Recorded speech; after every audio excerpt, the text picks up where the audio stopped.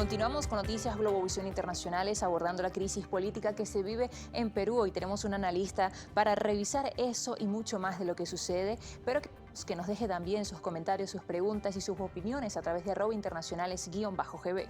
Es así, Trina, es momento de recibir a nuestro invitado del día. Se trata de Óscar Díaz, analista internacional. Nos acompaña a esta hora desde Perú para analizar lo que está sucediendo. Es un placer que podamos tenerlo. Bienvenido, buenos días. Buenos días, Trina y José, encantado. Estimado Óscar, ¿qué ha pasado recientemente en Perú y por qué se desata nuevamente un punto de inflexión en esta crisis política que se vive ahora con el gobierno de Pedro Castillo, que si vemos es el peor presidente valorado en su primer año de gobierno, y esto desata muchas dudas también e incertidumbre en cuanto a la gobernabilidad, aunque ya superó recientemente esta moción de vacancia en el Congreso, lo que le ha podido permitir gobernar, pero ¿cómo está internamente? A ver, para que nos entendamos, la foto de las últimas encuestas, en realidad del fin de semana, coincide, ¿no? El 74% de la población desaprueba la gestión de Pedro Castillo, mientras el 79% de la población desaprueba la gestión del Congreso. Es decir, estamos ante un escenario en que tanto Poder Ejecutivo, con la presidencia y el Parlamento, están absolutamente desprestigiados. Por eso, también en esas encuestas se refleja que aproximadamente el 67% de la población quiere que se vayan todos y que vuelva a haber elecciones generales que convoque nuevamente candidatos a las presidenciales, pero también al Parlamento. Y este punto es importante contarlo para que se entienda por qué hay un entrampamiento, porque en realidad el Congreso o parte de él tiene el deseo de sacar de la presidencia a Castillo, pero no quieren dejar el cargo.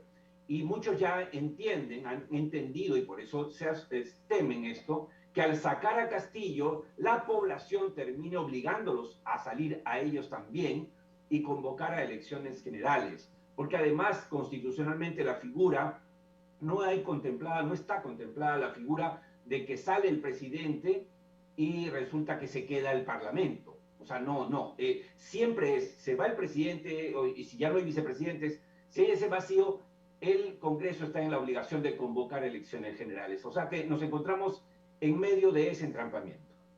Y si nos vamos un poco al nivel social, ¿cuál es la relación o el vínculo que hay en la gran informalidad que hay en Perú y esta crisis de gobernabilidad que hay en Perú?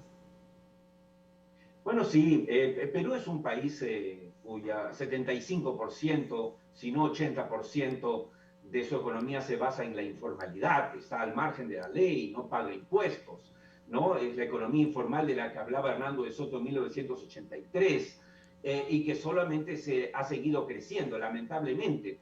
Es increíble incluso que para entender la situación del Perú, que el Perú, a pesar de tener el 75-80% de su economía informal, con el 20% formal, sea la segunda economía de Latinoamérica, sea la economía con menor endeudamiento en Latinoamérica, sea la economía con la moneda más fuerte de Latinoamérica y la mayor cantidad de reservas.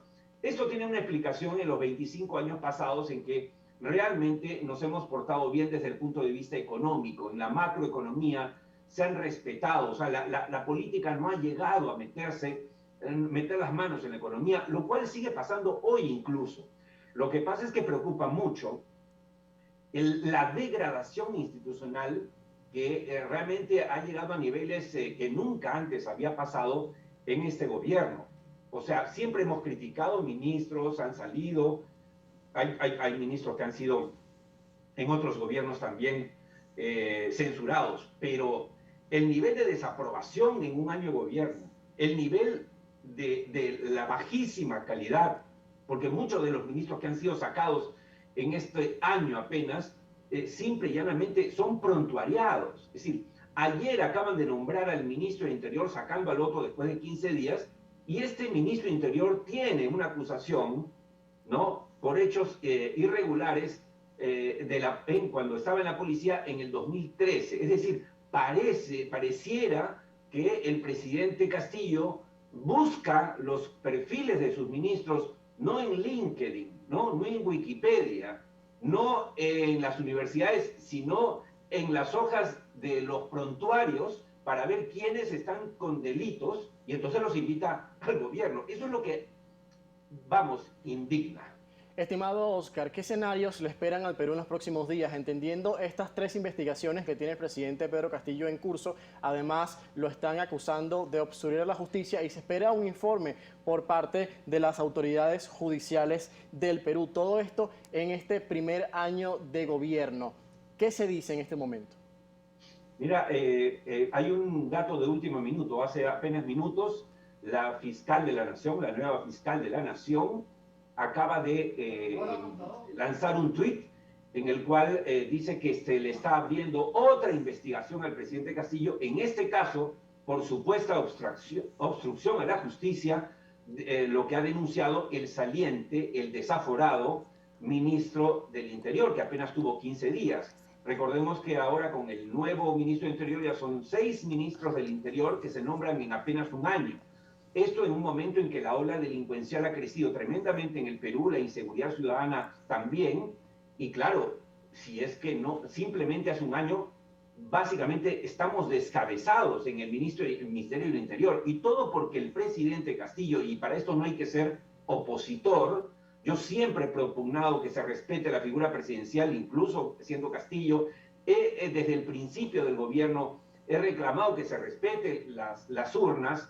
Nunca me sumé a la grita por el fraude, siempre me pareció una patraña de los perdedores. Sin embargo, no estamos ciegos.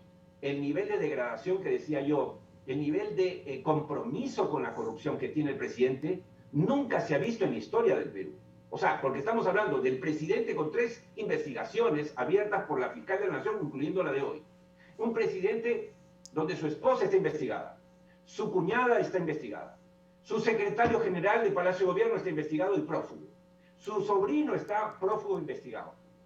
Y su ministro de Transportes y Comunicaciones, su preferido, está prófugo hace 50 días. Es decir, y encima al ministro del Interior, que parecía que sí iba a capturar a estas personas, lo sacan así, por tuit, hace 2 días. Entonces, la situación es muy compleja, Trina y José, muy compleja en realidad. Es de un resultado absolutamente imprevisible. Yo lo que he dicho, creo, en otras ocasiones con ustedes, y lo digo en todos lados desde hace ya 8 meses, es que creo que finalmente esto va a terminar en la renuncia del presidente, pero no por el Congreso, sino porque la calle va a terminar saliendo, como lo hizo renunciar al anterior presidente transitorio, que fue Merino, que duró 5 días. No parece que se avecina un buen futuro entonces para Pedro Castillo. Oscar Díaz, analista internacional, muchísimas gracias por acompañarnos hoy. Nos quedan bastantes temas que hablar, pero para eso tendremos otros encuentros aquí en Noticias Globovisión Internacionales. Gracias por acompañarnos. Hasta siempre, gracias.